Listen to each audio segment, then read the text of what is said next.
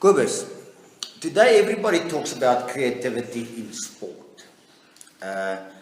Firstly, please explain what do you mean by creativity?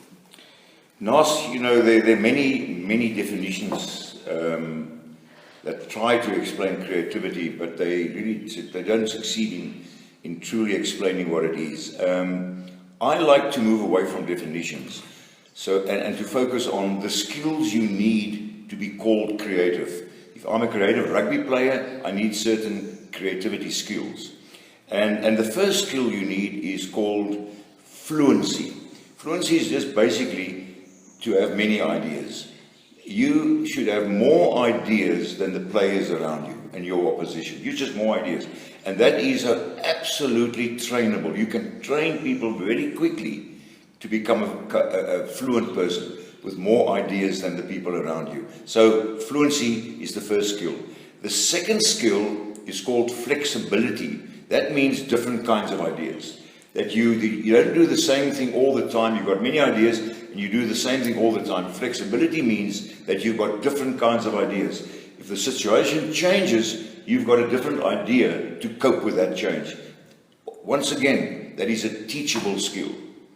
The third is originality, and that's kind of interesting because originality is that unique thinking ability that you've got, that uniqueness, that on a field something happens and you come up with something that people, they can't anticipate it. It's different, it's unique, and they don't know what you're going to do next. That is originality. It's also teachable.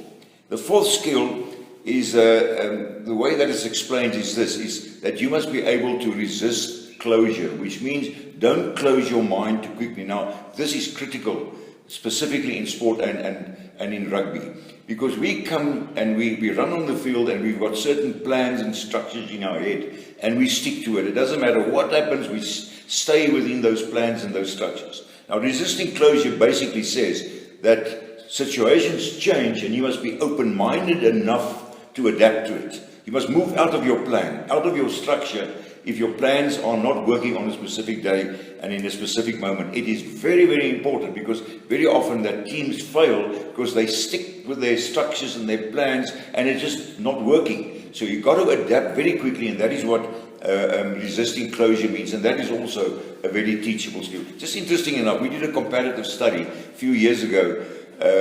We did this in 15 countries to compare these different skills.